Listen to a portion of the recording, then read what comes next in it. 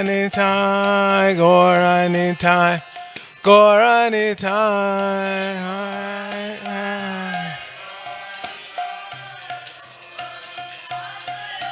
Jaya Jaya Prabhupada, Prabhupada, Prabhupada, Jaya Prabhupada.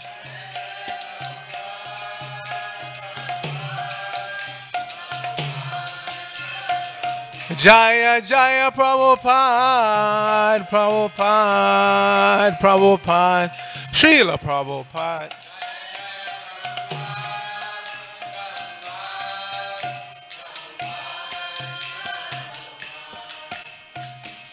Gaur Premanandi Hari Hari Bol, Jaya Om Vishnu Pad, Paramahansa Padaprajik Acharya Ashatara Sata Shri Shivan, ISKCON BBT Founder Acharya Divine Grace A.C. Bhaktivedanta Swami Maharaj Prabhupada Ki Jai. Nitya Lila Pravisha Om Vishnu Pad Divine Grace Srila Bhakti Siddhanta Saraswati Thakur Prabhupada Ki Jai. Ananta Koti Vaishnavinda Ki Jai, Nam Acharya Srila Haridas Thakur Ki Jai. Prem se Kahosh Krishna Chaitanya Prabhu Nityananda Shri Advaita Gadadhara Shri Vasadi Gaur Bhaktivedanta Ki Jai. Shri Shri Radha Krishna Gopa Gopana Shama Kunda Radha Kunda Giri Govardhan Ki Jai. Shri Brajabhumi Nabanam Ki Jai. Shri Navadip Mayapur Dham Ki Jai. Shri Lachal Jagannath Puri Dham Ki Jai. Ganga Mai Ki Jai. Jamuna Mai Ki Jai. Bhakti Devi Ki Jai. Shrimati Tulsi Maharani Ki Jai. Your most beautiful Lord Shri Shri Rukmini Dwarkadish Ki Jai. Shri Rukmini Dwarkanath Ki Jai. Shri Shri Jagannath Baladev Subhadra Ki Jai. Shri Shri Gornitai Ki Jai. Samaveta Bhaktivinoda Ki Jai. Going back to home, back to Godhead Ki Jai. ISKCON Los Angeles Yatra Ki Jai. Brihad Madanga Transcendental Book Distribution Ki Jai. International Food for Life Transcendental Prasadam Distribution Ki Jai. Shri Harinam Sankirtan Ki Jai. Nitai Gaur Premanandi Hari Hari Bol. All glories to the Assembly Devotees. All glories to the Assembly Devotees. All glories to the Assembly Devotees. All glories to Shri Shri Guru and Gauranga. Glories to Srila Prabhupada. Narayanam Namaskritya Naram Chaiva Narottamam Deving Saraswatim Vyasam Tato Jayamatiraya. Before reciting the Srimad Bhagavatam, which is our very means of conquest, let us offer respectful obeisances unto the personality of God and Lord Narayan, unto Narayan Rishi, the supermost human being, unto Mother Saraswati, the goddess of learning, unto Srila Vyasadeva, the author, and unto Srila Prabhupada, who is the translator, commentator, and our spiritual master. Nashta Prayeshu Bhadreshu Nityam Bhagavata Sevaya Bhagavata Uttama Shloke Bhakti Bhavati Naisiki. By regularly attending the Srimad Bhagavatam class and by rendering service unto the pure devotee, all that is troublesome to the heart is almost completely destroyed. And loving devotional service unto the personality of God, whose worship with transcendental songs becomes established as an irrevocable fact. Om Namo Bhagavate Vasudevaya.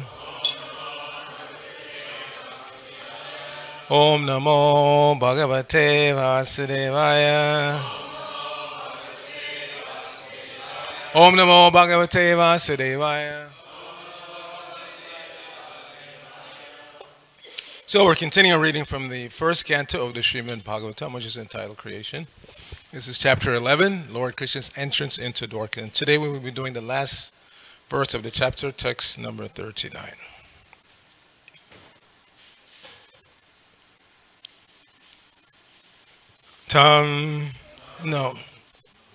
Wrong verse. Hold on. 38.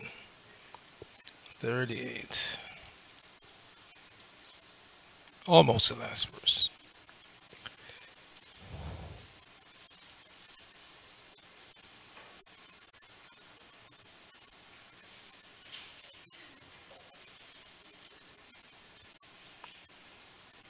Etad Ishanam Ishasya Prakriti Sto Pi Tad Gunai Na Yujyate Sadatma Stayar Yata Buddhis Tad Ashraya Etadishanam Ishasya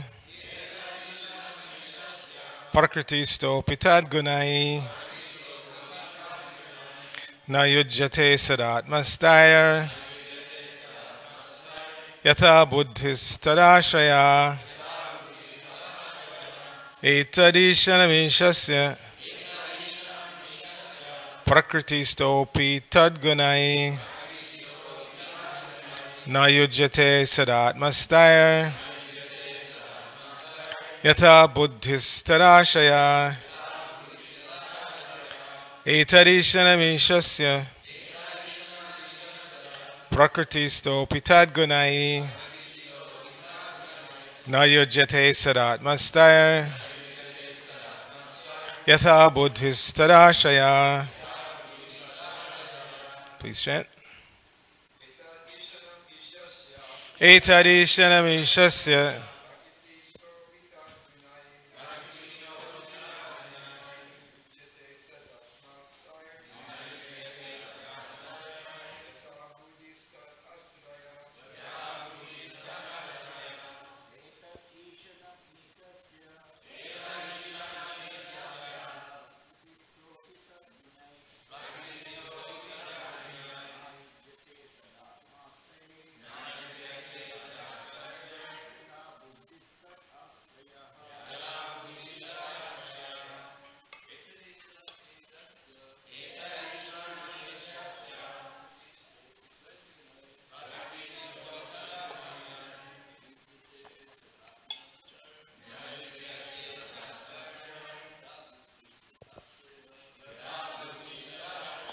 Vaishnavis.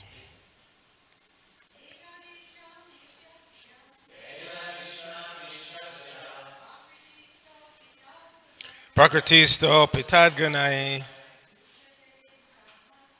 nayujyate sadatmastaya. Yatha buddhistadashaya.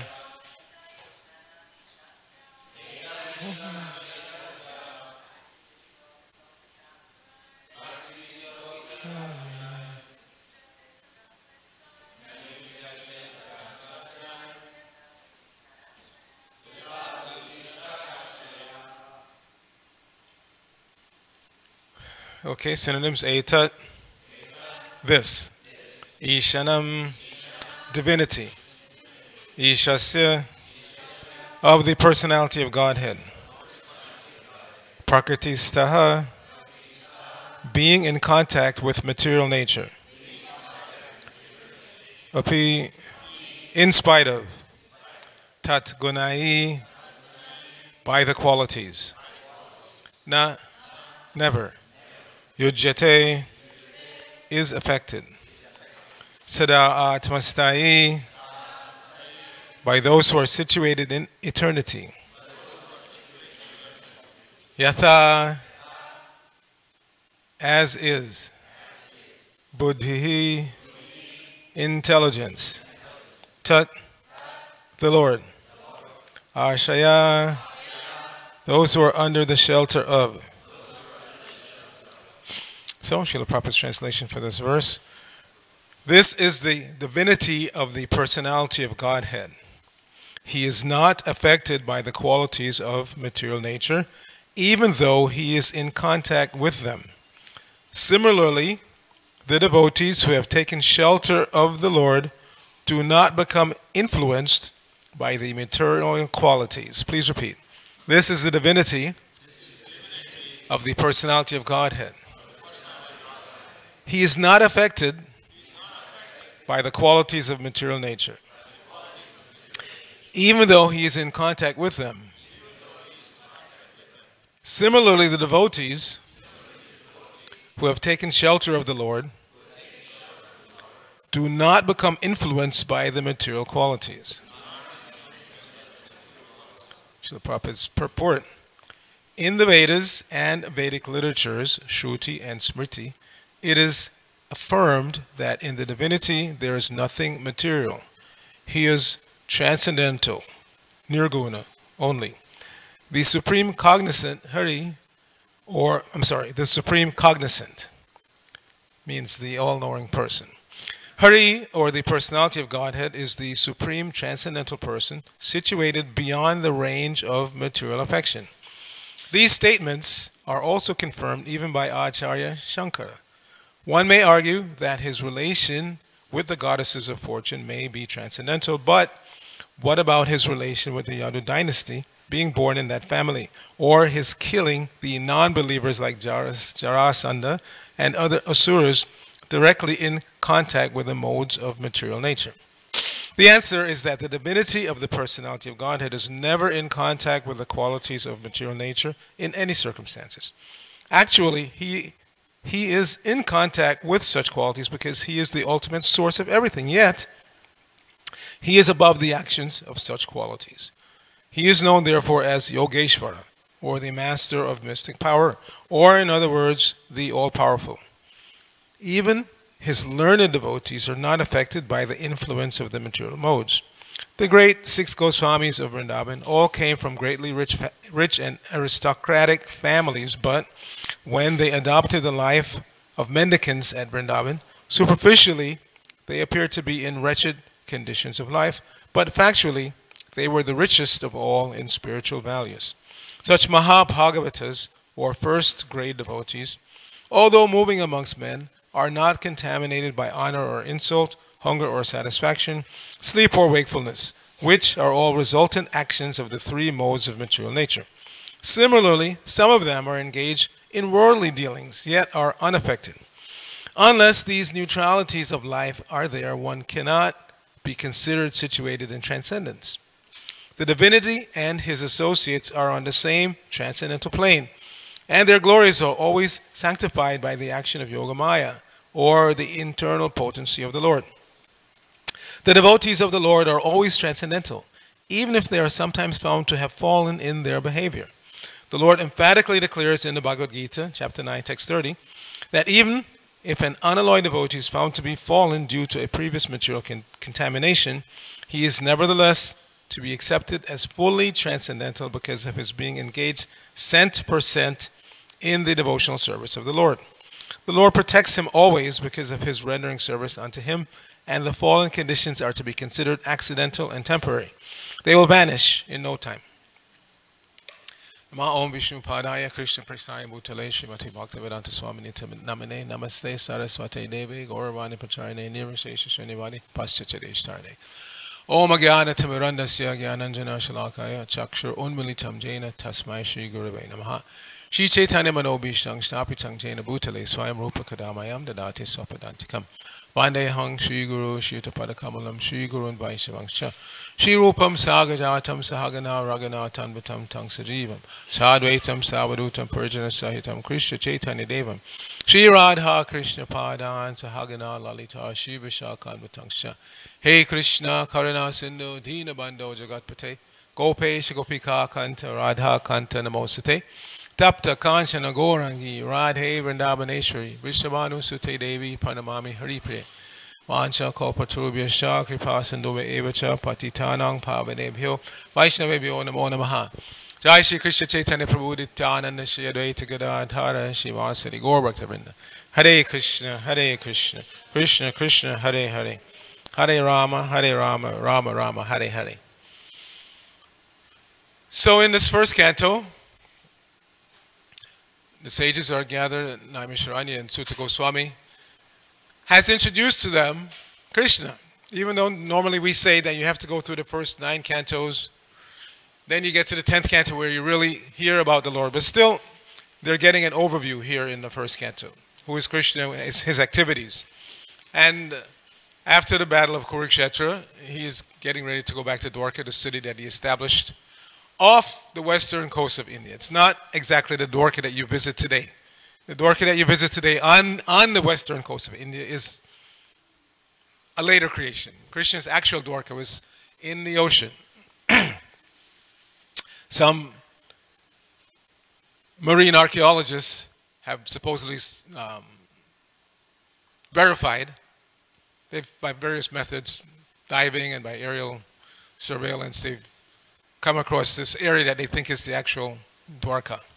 But regardless, we don't need verification of modern so-called scientists. We accept the Vedic version that Krishna established this kingdom just off the western coast of India, and that was his, you could say, headquarters outside of Vrindavan. After leaving Vrindavan, going to Mathura, then not wanting to subject the devotees in that area to constant attack, he left and established his kingdom, Dwarka. So now he's returning to Dwarka. So in the beginning of the chapter 11, Krishna's entrance into Dwarka, Sutta Goswami is mentioning that he's going back.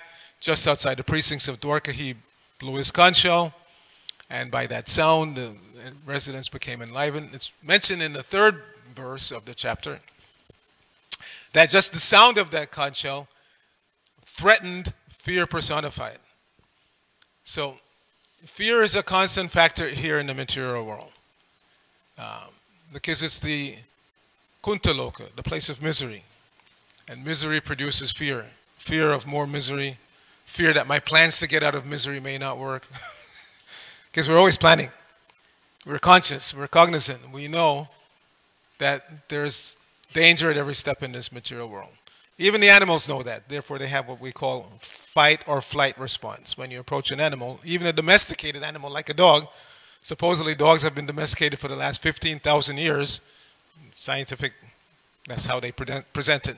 But still, you approach a dog that you don't know, and you better be afraid because he might bite you. So if a domesticated animal can threaten you, what to speak of the wild animals? So this fear factor is there in all species of life. So how to get over fear? That's already suggested earlier in this first canto, in the first chapter, where it's mentioned, very nice verse, text number 14. Apanak sangshitim gorang yanama vishokrana tatasa yovimucheta yadbibeti swayam bayam. That the living beings, you and I, and who are entangled in the complicated meshes of birth and death, can be freed immediately by even unconsciously chanting the holy name of Krishna, which is feared by fear personified. So, this was one of the favorite verses of one of Prabhupada's god brothers, Krishnadas Babaji Maharaj. Prabhupada said he was niskinchana, no material desires. So Prabhupada stamped him as being a pure soul. And it was evident because he was always chanting, constantly chanting, chanting, chanting. And we're very fortunate we have some recordings of him chanting. And so he would just sit down and, by memory, just chant verse after verse after verse. And this is one of his favorite verses. This is why I memorized this verse. Apanak sangsitim goram, yannama vishnu. Tatak sadyo vimucheta, yadbibeti swayam bayam. So again, we're all affected by fear. We cannot deny that. And as I've said many times, you don't get rid of fear just by wearing a no fear t-shirt. It doesn't work. If you want to be fearless in this world, you have to chant the holy name of Krishna, because the holy name of Krishna is feared by fear personified. So in this instance, Sutta Goswami mentioned that just the sound of the conch shell of Krishna threatens fear personified. But by chanting every day, Hare Krishna, Krishna Krishna, Hare Hare, Hare Rama, Rama Rama, Hare Hare, we keep fear at bay, isn't it? You feel, after you finish your 16 good rounds, if you chant 16 very nice rounds, you feel enlivened and fearless. You're not afraid. You can dive into your service. You can go out and meet the public. Like our marathon is coming up. And some of us, myself included, who don't go out every day, maybe a little bit, there may be some trepidation there, some fear for approaching the public. I remember when we still had the airport, going out with Brigapati one marathon, we would go to the airport every day. And I mean, he's experienced, he's been doing it practically every day for the last 40-something years, so no problem. You know, in the airport, if you've been to LAX during the travel season, Christmas is like, psh, psh, psh. To stop somebody is like practically impossible. So I was having a very rough time just to stop them. Brigu somewhere, or hey, it's a nice tire, whatever, you would just get them to stop. But I was having a hard time. So I remember standing and people were whizzing by, and I had an SSR, and I held it up, and one woman went by me, and she just happened to glance over. And I said, "This will help you to get rid of fear and anxiety." She said, "What, fear, anxiety?" "Yes, I need that." She came running back. So Briggy was right when he was saying in his last class that if you just show them the book and tell them that this will, because, you know, people are so passionate, so ignorant, that you can't really preach immediately, directly the content of the book. It's not possible. They don't have the patience, they don't have the adhikar, they're not. So you have to give them something that they can latch onto. This will help you to get over fear, this will help you to get over stress, anxiety, because they're into that, they know that. They experience it at every moment. Even the wealthiest people, sometimes the wealthiest people have the most stress, the most anxiety.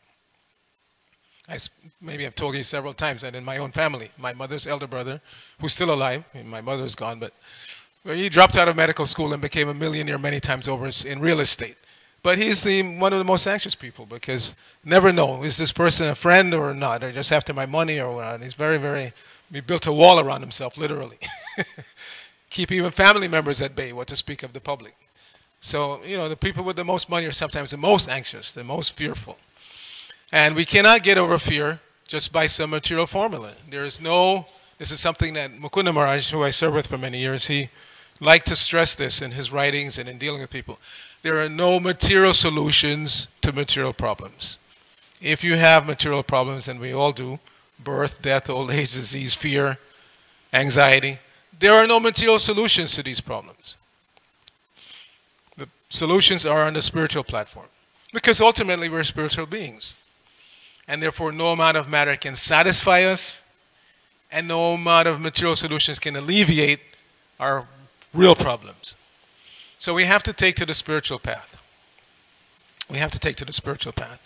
And we're very, very fortunate to come across Srila Prabhupada, who's giving us the genuine spiritual solution, not some pseudo-spiritual solution.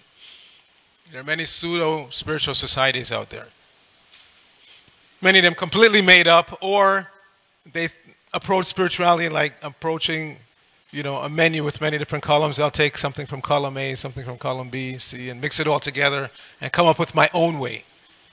So yes, you can try that, but why not follow the genuine path that's been followed since time immemorial? This is our good fortune to come in contact with this unbroken chain of spiritual teachers who are giving the same spiritual knowledge that the Lord himself gave. The Lord himself gave this spiritual knowledge in the form of Bhagavad Gita, and other discussions, not just Bhagavad Gita. We know we have the Uddhava Gita also in the 11th canto. So whatever Krishna speaks is Shastra. As a matter of fact, it says the Vedas are the breathing of Lord Vishnu. So whatever Krishna speaks is Shastra. And we're very, very fortunate to come in contact with the pure essence of that Shastra. It's coming down in our line, Brahma Madhva Gaudiya Sampradaya. We should not overlook the importance of Sampradaya. Sampradaya vihina me, mantaste nishpalas priham. If you don't get your mantra, either the mantra to chant or the mantra of knowledge, if it doesn't come down in a genuine disciplic succession, Sampradaya, then it has no effect. And therefore we see in modern society, we have right here in LA, there are a lot of them, people who chant Hare Krishna. Some of them make very nicely. Harmonium, they play and they chant very nicely. But then after having kirtan, they go outside and smoke and drink wine and like that. It's not having the desired effect because they didn't get it in proper sampradaya.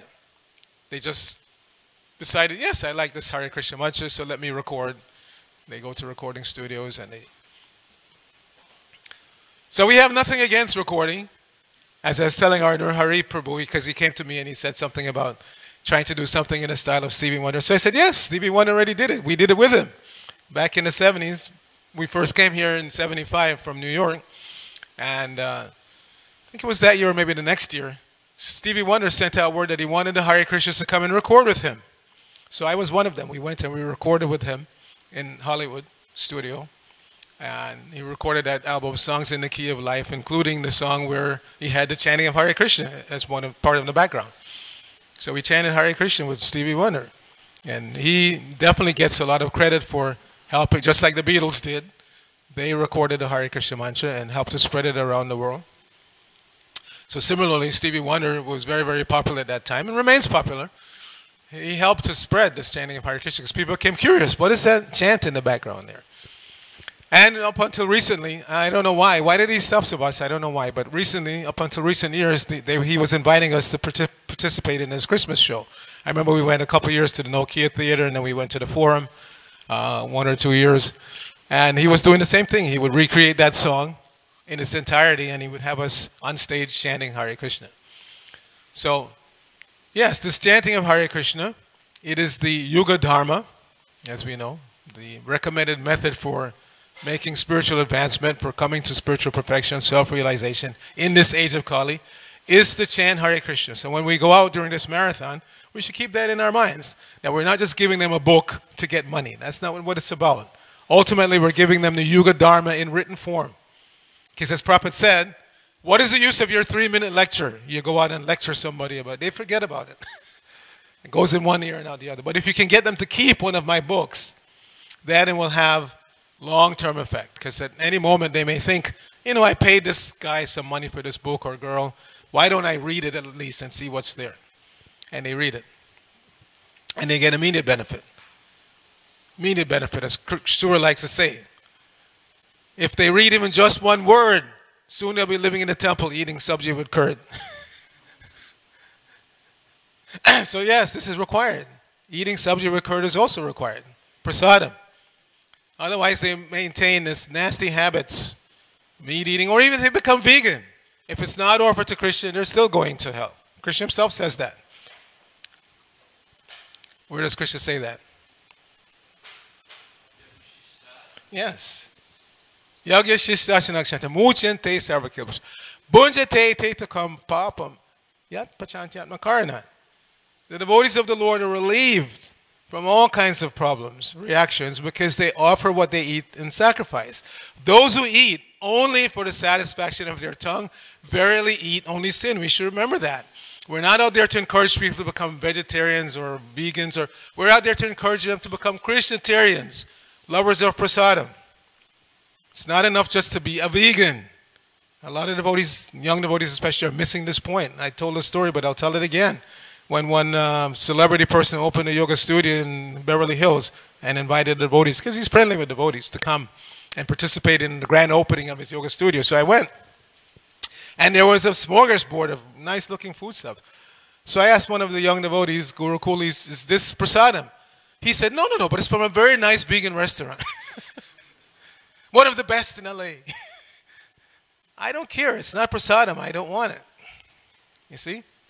So it has to be prasadam. We have to, and especially we have to inculcate our children in this. It is a responsibility of the parents to make sure that our children in this community are raised on prasadam.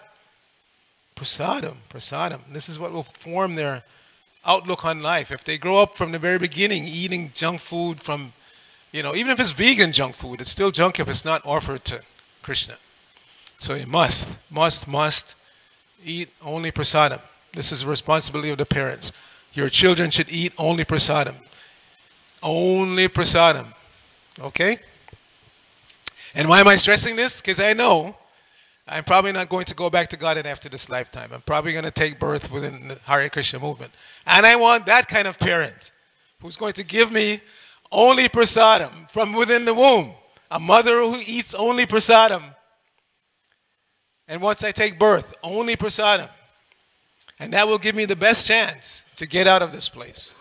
Otherwise, again, if we become lazy and this is why we need Krishna conscious communities and Guru Kulas. If from the very beginning of life, again, they go to the Asura Kulas, then it's very difficult to control them. We see what happens when the children, from kindergarten, practically, they're going to Asura Kula. Of course, they're going to want to be like those kids. Association is everything. So they come home and they start feeling strange, you know, why we have to dress like this, why we have to eat this, why can't we eat Chuck E. Cheese pizza, why can't we, you know. So it's better when we have devotee communities with Guru Kulas. We used to have such a nice Guru Kula here. But this desire has to come from the parents. You can't expect the brahmacharis to push for Guru Kulas. That's not their, you know, purview. Their brahmacharis are meant to do whatever Guru says, go out and collect and give everything to the Guru, and study, study, study. Study, study, study. This is the main thing for the brahmacharis, to study, study, study. Because later on, when you become grihastas, most of you will, the time won't be there anymore. Now you have the time. So after working hard all day under the direction of the Guru, then study, study, study. And such brahmacharis, when you work hard up for the Guru all day and study, study, study, then you don't have any trouble sleeping at night. You lie down on your sleeping bag or whatever you're sleeping on, and boom, you're gone, out like a light. Prabhupada said that. If you're actually practicing brahmacharya properly, you should not have any trouble sleeping at night. Just lie down, boom, you fall asleep, wake up when the alarm goes off again, another day of service and study. So this is required. Otherwise, we're simply wasting our human form of life. If we don't take advantage of what Prabhupada has given us, this Krishna consciousness movement, how unfortunate. Because those out there, they don't know any better. They just know running back and forth, either by car or electric scooter or whatever. It's still just running back and forth. The dog, Prabhupada said, is running on 4 legs and you're running on 4 wheels. What's the difference? What's the difference? You're just running back and forth. The dog is running back and forth, looking for food, sex life, shelter. And if you're doing the same thing, running back and forth to make money so you can have food, sex life, and shelter, then the life is no different from a dog's life. But the devotees, hearing from the Supreme Source, coming down in the succession, they have a different goal. They have a different goal. Last Sunday, Prabhupada gave a lecture, and he cited one verse from the 11th canto. And immediately stirred my memory because it's a verse I used to know as a brahmachari, but I had forgotten. So the key to learning in brahmacharya is repetition. Prabhupada said, repetition is the mother of learning. So you want to learn these verses, repeat them again and again and again. Read the Bhagavad Gita again and again and again. And what always spurred me to learn is whenever I would hear Prabhupada quote a verse in his class or read a verse that Prabhupada quoted, and I wanted to learn that verse. So then I would sit down and repeat it over and over again. So after hearing that lecture last Sunday, I was thinking, I used to know this verse. So I went home and I repeated it again and again. Labdwasa dhula midam bahusambamante. Manusha arsadam idam api. Huh? Apiya dira, yes. Dira, one who's sober, understands that this manusha, this human form of life, is very rarely obtained. Labda sudurladam, adurladam, bahum sambhavante. It's sudurladam, very difficult to obtain, this human form of life. So we shouldn't waste it. We shouldn't waste it. We should take advantage of what the human life offers, higher intelligence to understand the Shastra and implement. And in this age, it's been made so easy. Okay, you don't have a big brain to study and memorize. Just remember 3 words. Hare, Krishna, Rama. That's it. Remember those 3 words. Chant them over and over again as is recommended. Hare Krishna, Krishna Krishna, Hare Hare. Hare Rama, Rama Rama, Hare Hare. And your life is perfect. And that's what we're going to go out during this marathon season to do. If you're not very practiced like Brigu to chase after people and stop them, then maybe we've established as many book tables as possible. Anybody can sit down at a book table. Vijay and I just did it in Denver at the AAR. You sit down at a book table and all these professors, very intelligent people came by. Some of them so intelligent, I'm not going to name any names, but there was one of our own who then went back and became a professor, and now he's saying that Darwin is right. What a rascal conclusion. After hearing from Prabhupada and becoming initiated in the Brahma Madhva Gaudiya Sampradaya, and what was one of Prabhupada's favorite whipping sticks was these so-called scientists who accept Darwinism, Darwinian evolution. Prabhupada whipped them and he created his BI to challenge them. He said, even if you can't defeat them, at least make the public start to doubt them. Because they're not right. They're not right. Life does not come from matter. And species do not turn into other species. It does not happen. It's a false conclusion. And then here's this person who came, got initiated in a sampradaya, became a big professor, he's teaching, and now he wrote a book saying that Darwin was right. And even some of our Christian friends are challenging him. There's one professor, Francis X. Clooney. He's a Jesuit. He's the head of the religious department at Harvard. And he comes once a year. As a matter of fact, he's coming next month. Once a year he comes here, he brings his novice students with him. They come for a whole morning program, but at least the greeting. They come for greeting, they stay for class, they stay for breakfast. So he actually challenged this devotee who wrote this nonsense about Darwin being right. He challenged him. Actually, like I said, he's coming next month on the 19th. I'll remind you, because I'll be in Peru at that time. I'm leaving on the 15th to go to Peru for a few weeks. So normally I host him when he comes, but I won't be here. So maybe Brigu or Subhash, somebody can take charge. But anyway, so don't become again rascal. Come up with these rascal conclusions that Darwin is right. It's just self-serving, and don't be lazy. You only prasadam. Don't be lazy. Brahmacharis, try to study this philosophy, but at least remember to chant Hare Krishna. So we'll stop here. We need to leave a few minutes to talk about Ramdas. How many of you actually knew Ramdas personally? So the minority today, most of you didn't know Ramdas personally. So we're going to say a few words about Ramdas Prabhu. You see the pictures here at Prabhupada's lotus feet. He was head pujari here in LA for quite some time, wonderful devotee. I knew him personally, and just very big heart, very generous person. And why should we not be generous? As Prabhupada said, whatever the qualities the master displays, the servant should display. So Krishna is the supreme master, and he's the most generous. Prabhupada being his pure servant, he was extremely generous. So if we're actually Prabhupada Anugas, we always have to have this mood of generosity, because whatever we're giving away doesn't belong to us anyway. Whatever knowledge we pass on to the public, we've gotten from Prabhupada, and whatever tangible material assets we think we own is not really ours. So we should always have this culture of giving, giving, giving. That's the mood set by our master. So Sawats, do you want to read that thing? And yes? Yes, this is better. Hare Krishna. And you can have this one if you want. No, I'm going to get down because you should read about Ramdas.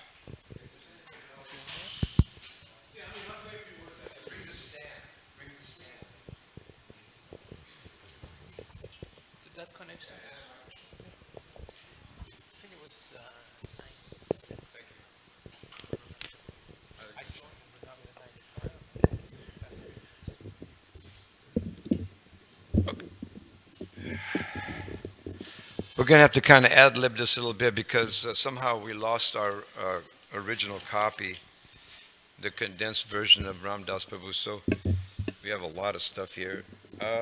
Let's kind of skip around a little bit and see if I can get the highlights.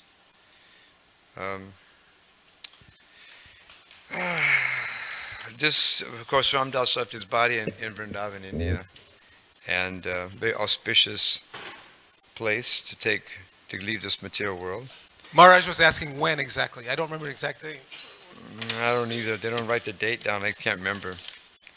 I can barely remember what happened yesterday these days.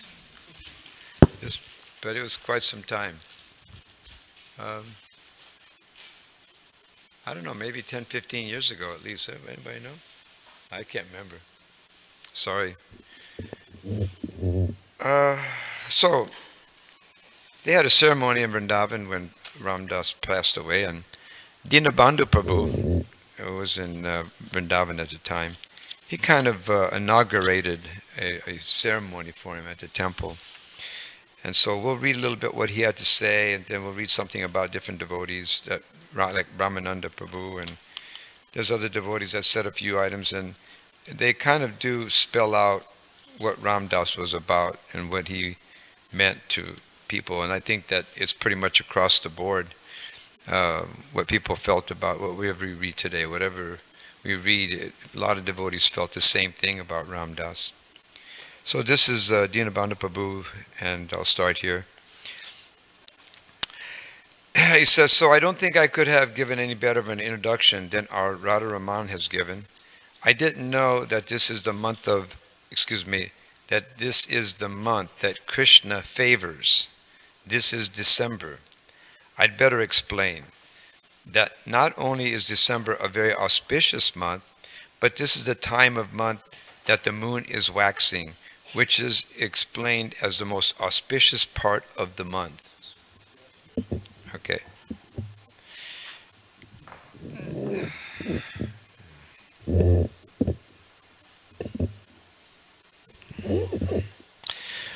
Okay. I thought that was kind of great. Srila Prabhupada Marathon Ki Jai. I didn't know that. It was it's Krishna's favorite month, but wow, that's ecstatic. I never knew that. But hey. So, the days between Ekadasi and Purnima, these days are the most auspicious days of the month. What to speak of Dvadasi, which comes between Ekadasi and Purnima? Of course, we can understand the importance of this place where we are sitting, the divine Braj Dham. Lord Sri Radha and Krishna manifest their pastimes here. We are in Vrindavan and in Ramanreti, where Krishna plays in the sand. This is a very auspicious holy place. During this very auspicious holy time, our dear brother Ram Das left this world while hearing Srila Prabhupada chant the holy name. He himself chanted the holy name of Krishna. His good wife Krishna Kumari also chanted the holy name. Ram Das left his body with little difficulty, completely conscious and aware. At the end, he would say, quote, "No, you just go to bed. I'm all right. You should go to bed. It's 10 o'clock. Just go to bed." He was completely conscious and with no difficulty whatsoever. He was just chanting the holy names while looking at a beautiful picture of Srila Prabhupada and having a beautiful picture of Rukmini and Dwarkadish near him. He left this world. Everything was totally auspicious. Usually after the third day of departure, we have this Smrit Samra ceremony, where we remember our association with our godbrother. We remember all of the good qualities of a Vaishnava who has passed away, and we recall whatever experiences we had in association with them.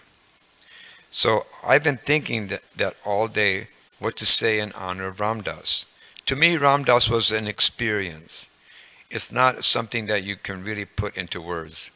When I try to put my experience with Ram Das into words, I find it very difficult.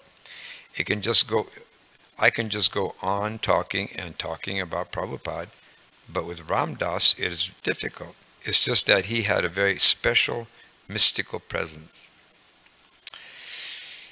Let's see, physically he was very large, but at the same time he was so kind and gentle. His heart was so soft. The main quality about Ram Das that I found attractive was his unflinching faith in Srila Prabhupada. Anytime I found myself in the presence of Ram Das, I was always amazed at his faith in Srila Prabhupada. He had an incredible depth of realization. I would be amazed at this and feel very small in comparison. So there are many people here that want to speak. I don't know who else wants to speak. Maybe we should ask Brahmananda Das. And he agreed. So Brahmananda Das. That evening that Ram Das passed, I was studying. Coincidentally, I was studying Chaitanya Charitamrita, Madhya Lila. I was studying one verse where Chaitanya Mahaprabhu is asking Ramananda Roy, "What is the worst thing in the world?" And Ramananda Roy replied, "Krishna Bhakta Viraha, the separation from a devotee of Krishna. That is the worst thing."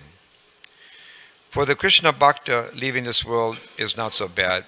For those of us who are stuck here, we are deprived of his association. It is described as dukkha, and this is the worst unhappiness. Dukkha is separation from a devotee of Krishna.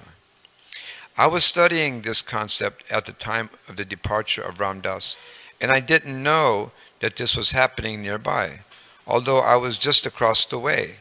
The devotees came and told me I had actually been writing about this experience, and it was the last entry in my journal. So I think this describes the position in the Shastra of the devotees that are left behind. I can say that Ram Das was always encouraging me in my preaching. He always wanted to hear about Srila Prabhupada, and he always wanted me to preach to him about Srila Prabhupada. I had very little association with him. I didn't live in Los Angeles, but I can say that during the association I had with him, he encouraged me very much. Now I'm missing that. It's time for us to lament now in separation. Hare Krishna. So I'll read one more devotee's association with Ram Das Prabhu. It doesn't say the name, it just says another devotee. Actually, I went to Southern California to the LA temple, and I never really knew any of the pujaris of Rukmini Dwarkadish. But I was always happy to meet with Ram Das because it seemed to me that he was always very kind and thoughtful. He always had Mangal Artik sweets for me. Whether I would go there in the morning or in the afternoon, he would always finagle some Mangal Artik sweets for me.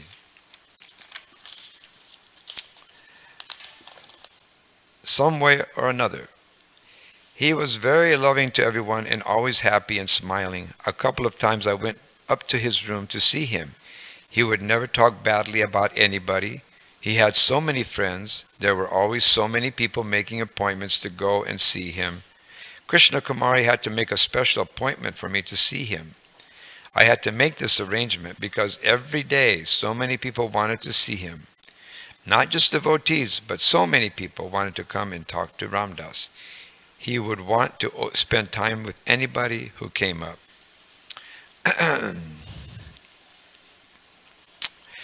He was exemplary. Prabhupada said that Vrindavan is a place for taking birth and for dying. That's the real purpose of Vrindavan. Taking birth in Vrindavan and dying in Vrindavan. That is the perfection of life. Just like Srila Prabhupada, Ram Das was always teaching by example. Of all the places in the world, where did Srila Prabhupada choose to live? Here in Vrindavan.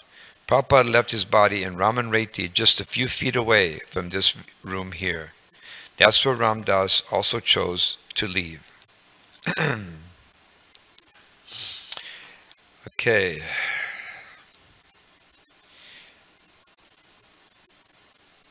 I'll kind of paraphrase this. This is a story that we've spoken about many times. Ram Das, when he heard about the devotees, he was downtown LA. And when he was downtown, I guess he got a little card. And it was an invitation card for him to come to Los Angeles Temple. And so he didn't have any money to get here.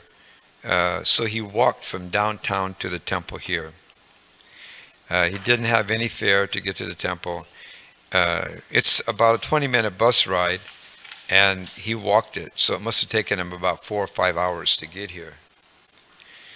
He did get here. We were just, quote, we were just reading that the only way that you can actually acquire a taste for devotional service is to want it like anything. That walk from downtown Los Angeles to the temple showed that he had tons and tons of determination. That's why he was determined to leave his body in Vrindavan. 3 years ago, the doctors told him that he had 6 more months to live, tops. But he was very patient and very determined to leave in Vrindavan. He never left Vrindavan at the end. We've heard this idea time and time again. We've heard that so many people may live their whole lives in Vrindavan, but when it comes time to leave their bodies, they go to Agra or some other place, like a hospital. They do not leave in Vrindavan. When we were there in the burning ghat to arrange everything for Ram Das's cremation, this man said that the amazing thing is, Yamaraj doesn't even visit Vrindavan because he knows all of the devotees are going back to Godhead. All glories to Ram Das Prabhu.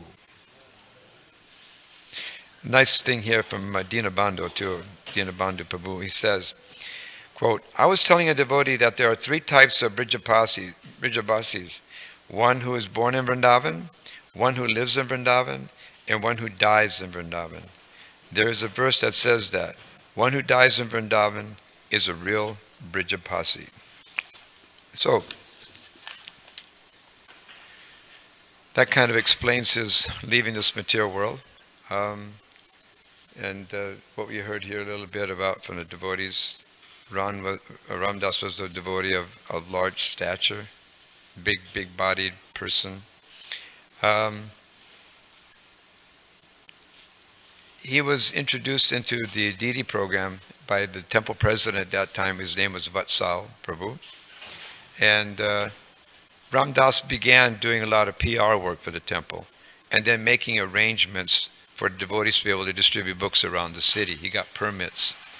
He was also involved in getting the permit of Venice Beach, where we have our Rath Yatra festival every year. So he was part of that process. So that's what he began doing. And he liked it. And then they introduced him to doing a little bit of deity worship. So one day he was dressing the Gornitai deities, and the temple president Vatsal Prabhu saw him dressing the deities, and he saw him come off, and he approached Ram Das and said, I'm glad you like doing the deities. It's very nice. You look like you really like to do that service. And Ram Das agreed, yes, I do like it. So it says that Vatsal Prabhu, he left after saying that to Ram Das. And then it says that he came back 2 minutes later. It said, how would you like to be the head pujari? And so Ram Das didn't hesitate a moment. He said, sure. And this kind of shows his attitude. When he saw a good opportunity to serve Krishna better, he immediately jumped on it without even thinking about it. And this is a real devotee. A devotee that takes great opportunity when it comes. He doesn't hesitate, doesn't get mental. Oh, should I? Oh, wow, I'm not sure. What about this? What about that? My schedule could get thrown off. My sleep, I may lose sleep. He didn't even think like that. Right on the spot, he said, yes, I will. So from that point on, he was the head pujari. And he took over. And he was very good at it because he was expert. His wife, Krishna Kumari, mentions that at that time, there were a lot of Matajis that were running the dressing in New Dwarka. And I guess they had somewhat of a reputation for being a little bit difficult to work with. We don't believe that, though. They're very easy to work with, right? So, he was very expert at being able to engage them and keep peace. He did a very good job, and he did it for many, many, many years. So, that was his character, his nature, and his ability. He was a good person like that. He was a people person. He knew how to take care of devotees and satisfy them. As we said here, there was a lineup to come and see him. They wanted to talk to him. He was all kinds of things. He'd give everybody all kinds of prasadam, as we heard about Mangalartik sweets. He also carried these humongous samosas with him. This big, huge samosas. And when you saw Ram Das, you were wondering, well, am I going to get a samosa or a Mangal sweet? So he had everybody trained up like that. Made him think, well, what am I going to get? And if you didn't get something, you were disappointed. Oh, wow. But that was his character. He liked to give. He actually had a very giving heart. And he did give a lot of things like that, a lot of prasadam. But not only that, but he was also almost like a naturopathic doctor. He had so many remedies, natural remedies to make you healthy. All you have to, if you were coughing, sneezing, whatever, cold, you could come to him and he would make up a potion for you and make you healthy. So he was very caring. That takes a lot of endeavor to do that. And so many devotees, and they all came to him. And he was very willing like that. So I think that's pretty amazing, pretty exemplary of a characteristic of a Vaishnava. So he was a prasadam distributor. He helped people's lives mentally, physically, emotionally. So what we're reading here, that's what he was unique in that way. And even when he was in Vrindavan, when he knew that he was going to pass away, any day it could be. He didn't know when. He was given 6 months, and I think it took a couple of years. So that's how long in between that he got his diagnosis for his heart condition. And from the time from that till he died was about 2 years. Long time. So he became absorbed in Vrindavan, and I remember going there to Vrindavan, and he'd invite me for a big old huge feast, and we'd eat ghee. He liked eating ghee. So we'd eat a lot of ghee. Yeah, it was really nice. He'd make these preparations in beautiful ghee. Very, very tasty. When he cooked, he was very, very tasty. And so we enjoyed, on several occasions, eating Krishna Prasadam in Vrindavan. And even then, he was very, very kind. In other words, he would ask, how are you? Are you okay? Is there anything I can do for you? Can I help you in some capacity? Even though he was there waiting to pass away from the world. And you're there as a visitor to enjoy association, the deities, kirtan, prasada. He was a very, very kind individual. So you're very expert also in being able to communicate. And that was part of his service when he first came. Communication director. Yeah, he was a communicator. He really liked to do that. He could sit and talk to you for a couple hours. In fact, I remember having so many conversations with him, he out-talked me. And I had to kind of like excuse myself. Practically speaking, sometimes I had to crawl out of the room because he could talk and keep going. So he was really good. Oh, okay. Does anybody else remember something about Ramdas Prabhu? Yes. Yeah, his caring for devotees. You know, we establish communities under Prabhupada's guidance, not just to say Haribol. Haribol is nice. To remind somebody of Hari is great, but to give practical assistance to each other on the path of going back to home, back to Godhead. Like if your car breaks down, who do you call? Ratnabhusha. Everybody knows. Ratna will come. He's better than AAA. And so similarly, in every aspect of life, if we, have a community, it's because it's there. Prabhupada even said there's no question of a god brother or god sister being sick and then being neglected. There's just no question. We're meant to help to take care of each other, not depending on the government or this or that, but primarily depending on each other. So that's the example that Ramdas set. He cared not only just about the devotees here. I remember, I think it was like 95 maybe. I was living in San Diego at the time, coming up, and he asked me, how's Dravida doing? Because Dravida and I were living together in San Diego, and he said, tell him not to eat so many chickpeas. It's not good for you. Dravida liked to eat a lot of chickpeas at that time. He said, no, you should only take, I think he said 9 or whatever, so many chickpeas at a time. And so he was very caring about everybody. Up to the point, as Suvas said, that he was just about to leave. I remember visiting him, it was maybe a couple of months just before he left. I'd gone to the Mayapur Festival and I went to Vrindavan specifically to see him. And, we were shocked because it was myself and a couple of the devotees from New Dwarka. We would visit. He wanted to know immediately how is everybody in New Dwarka, what's happening, Rukmini Dwarkadish, etc., etc. No talk about his condition. He didn't wallow in his, situation. He always wanted to know how other devotees were doing and what was happening. And at the end of that first meeting, he insisted that he wanted to make us lunch. We said, no, Prabhu, no, Prabhu. Nowadays, it's, because we have Govinda, somebody wants to give you some prasadam, and they say, I'll take you to Govinda's. Very rarely does anybody want to cook for anybody. It doesn't happen. But in his condition at that late stage, he wanted to make us lunch, and he did. And like Suvas said, when he cooked, it was like out of this world. Everything cooked in ghee, and everything was there, from Kerala to, savories. I mean, he just made such a wonderful feast. So we were like all blown away that here's this person, on death's bed, and he insisted on making us lunch, and we all went.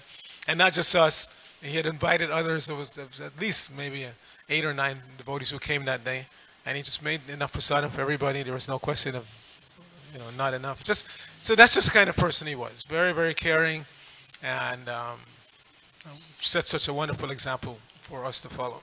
Hare Krishna. So I have a little something here. Kumari, his wife, she stated that, or Mother Karta actually said it, this is quotes from Mother Karta, that he took over in something like 1980 as the head pujari. And so she says that was 20 years ago, so that was like 2000. So he probably passed away around 2000, 2001. So like 18 years ago, 19 years ago that he died. He passed away about 18, 19 years ago. Yes, Omkar. I do remember Ramdas in the early 70s because I was doing service for the Pujari department with a lot of Maha transfers. And then also I did the Maha sales with another devotee. And sometimes I would have to go to his apartment. And of course, there were a lot of shoes out there because different devotees would be in. but you could recognize Ram Dass's sandals because they were like twice the size of everyone else's sandals. And then when I would go in, he'd be laying on the floor, and Krishna Kumari would be giving him different herbs or teas. And in the midst of being sick and not being able to get up, he'd still be giving instructions to devotees how to do service, how to run the Pujari room. And he favored the Maha table so much because it was a big source of income for the deity department. And he was very proud of the services that devotees had cooked for the Maha table. It just wasn't sweets. He also had devotees cook sabjis and puris. And usually it was 3 times a day, the Maha table or the Maha room. We had a Maha room. So I was part of that too. And I liked going up to see him, and I didn't want to bother him with anything else, but it gave me inspiration that someone so sick that could barely move still wants to serve. Yeah. Thank you. Yes, Brigapati Prabhu. In 1988, I got to visit New Dwarka. I wasn't living here at that point for 3 weeks. And so I was here, and every day I was living. My folks came out to check out California. They were thinking of retiring and moving out, so they rented an apartment down in Sepulveda and Venice, that area. So I was coming every day, and I could see Ram Dass was like the transcendental quarterback. He's here in the temple room. Everybody was coming to him, asking him, and he's giving directions. So anyway, at the end of the 3 weeks, I thought, well, I've been here 3 weeks. I should leave a donation for the deities, So I figured he's the person to give it to. So I went, I gave him a $50 donation. And I was just getting ready to leave. It was, this was the last day I was doing that and then hopping in a vehicle and going to the airport. So I gave him the donation. I said, thanks, Prabhu. And here was really, here's a donation for the deities. And thank you very much. It's really been very inspiring, watching all the service here and everything like that. So, Haribol, I got to go, And he goes, no, I said, well, no, I gotta go. He said, no, but I got it. I caught him unprepared, He said, no, can you hang on 5 minutes? Can you hang on just a minute? I said, well, okay, yeah, sure. And, true to form, he went off, came back a few minutes later, and he came back with like a big thing of Mahaprasadam. Yeah. I said, here, a big smile on his face. Here, this is for your trip, And it was just like everybody's saying. I personally experienced that. Gave the donation. He wouldn't let me go. He made me promise I'd wait until he got back, and came back with a big thing of prasadam. That was personal experience. All right. Ram Das Prabhu ki jai.